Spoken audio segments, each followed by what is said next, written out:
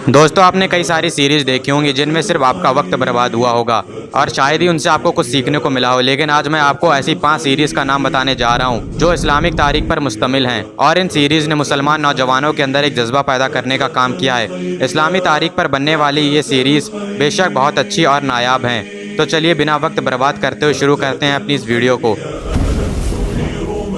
दोस्तों, इस लिस्ट में 5वें नंबर पर आते हैं द ग्रेट सल्जूक। ये सीरीज जिसे तुर्की में तैयार किया गया था। इस सीरीज में ताकतवर मुस्लिम हुक्मरानों को दिखाया गया है, बेहतरीन और बड़ी जंगों को दिखाया गया है। सल्जूक सल्तनत की तारीख को इसमें बखूबी बहुत अच्छे तरीके से पेश किया गया है और ना ही तारीख को बदल कर दिखाया गया है। सुल्तान मलिक शाह जो कि सल्जूक सल्तनत के ताकतवर सुल्तान थे, उनकी तारीख के साथ साथ इसमें सुल्तान अरसलान की तारीख को भी पेश किया गया है। इसके साथ ही इसमें मंजीकड़ की जंग को भी दिखाया गया है जो सल्जूकियों ने बाज़ंतीनियों के खिलाफ लड़ी थी और उसमें उन्हें फतह नसीब हुई थी। वीएफएक्स का भी सीरीज में काफ़ी अच्छे से ख्याल रखा गया है और जब जंगों को इसमें दिखाया जाता है तो ऐसा महसूस होता है कि सच में ये जंग लड़ी जा रही है। इस समय एक इशारा मिलता है जिससे पता चलता है कि उस वक्त किस तरह जंगें लड़ी जाती थीं। और इस सीरीज में अगर सबसे अच्छा कैरेक्टर किसी का है तो वो सुल्तान अरसलान का है, जिन्होंने इस मंजीकड़ की जंग में फतह नसीब की थी और तुर्की के अनातोलिया इलाके पर अपनी हुकूमत कायम की थी। अगर आप सल्जूक सल्तनत की तारीख पर एक फुल वीडियो चाहते हैं तो मुझे कमेंट कर दीजिएगा, इंशाल्लाह मैं उसे ज़रूर बनाऊंगा। अगर बात नंबर 4 की करें तो उस पर आती है सुल्तान अब्दुल हमीद की सीरीज़। इसे भी तुर्की में तैयार किया गया था। इस सीरीज़ की तारीख सुल्तान अब्दुल हमीद पर मुश्तमिल है।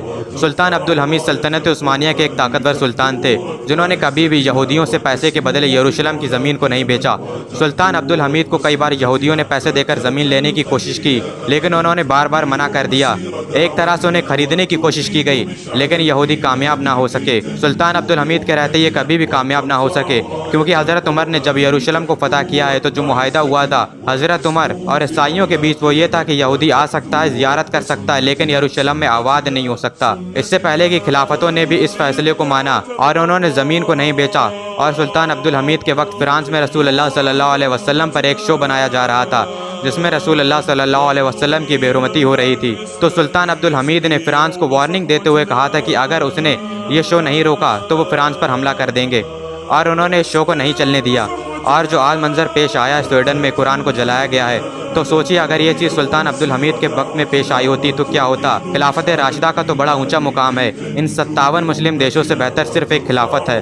अगर आपको वक्त मिले तो इस सीरीज़ को ज़रूर देखिएगा, आपको इस सीरीज़ के ज़रिए काफ़ी कुछ तारीख के बारे में जानने को मिलेगा। नंबर 3 पर जो सीरियल है उसका नाम है कुरुलुस उस्मान। ये सीरियल अर्तुरुल गाजी के बेटे और सल्तनत उस्मानिया की नींव रखने वाले सुल्तान उस्मान गाजी पर मुश्तमिल है। ये वही उस्मान गाजी हैं जिन्होंने सल्तनत उस्मानिया की नींव रखी थी, जो कि तकरीबन 600 से भी ज़्यादा सालों तक कायम रही और सदियों तक दुनिया की एक सुपर पावर बनी रही।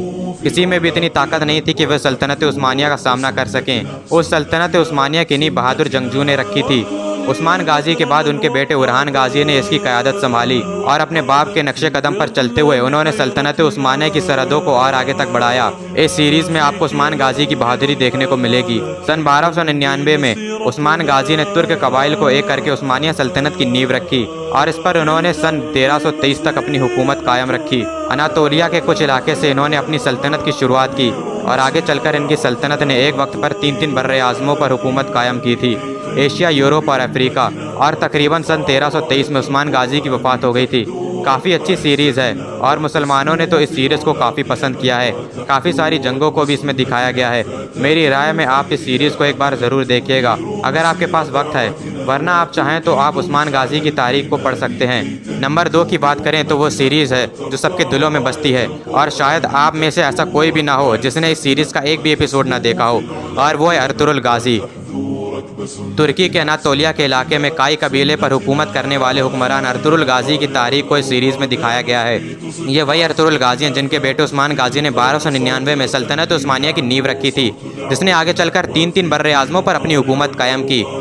ये सीरीज़ एक बहादुर जंगजू पर मुश्तमिल है जिन्होंने अपनी बहादुरी से तुर्कों को इस इलाके में कायम किया। ये सल्जूक सल्तनत के लिए काम किया करते थे। इनकी वफादारी सल्जूक सल्तनत से थी। काई कबीले के सरदार सुलेमान शाह के 4 बेटे थे, जिसमें से तीसरे बेटे का नाम अर्तुरुल गाजी था और ये वही बेटा है जिसके ऊपर ये पूरी सीरीज़ बनी हुई है। सल्जूक सल्तनत की शहजादी और उनके भाई और उनके बाप को रोमियो ने कैद कर लिया था। जब ये लोग उन्हें कैद करके जंगल के रास्ते से ले जा रहे थे तो अर्तुरुल गाजी ने ये देख लिया और वहाँ पर उसने इनकी जान बचाई और इसके बाद अर्तुगरुल गाजी की पूरी ज़िंदगी बदल गई। उस्मान गाजी से पहले अर्तुगरुल गाजी ने भी तुर्क कबाइल को एक करने की कोशिश की थी और एक सल्तनत की नींव रखने की कोशिश की थी, लेकिन वो खुद सल्जूक सल्तनत के वफादार थे। इस वजह से वो नींव नहीं रख सके। आगे चलकर इनके बेटे उस्मान ने सल्जूक सल्तनत से अलग होकर सारे कबाइल को मुत्तहिद किया और एक मजबूत सल्तनत की नींव रखी। और अर्तुगरुल गाजी ने मंगोलों के खिलाफ एक बेहद बड़ी बगावत शुरू की थी। नातोलिया के आगे ये मंगोल अर्तुगरुल गाजी के रहते बढ़ ही नहीं पा रहे थे। ये एक बेहतरीन इस्लामिक सीरीज़ है जो एक बहादुर शख्स पर मुश्तमिल है। मैं सीरीज़ को आप लोगों से देखने के लिए क्या कहूँ, इसे तो आप लोगों ने पहले से ही देख रखा होगा। नंबर 1 पर जो है वो मेरी फेवरेट सीरीज़ है जो सबके दिलों पर राज करती है, और वो है उमर सीरीज़,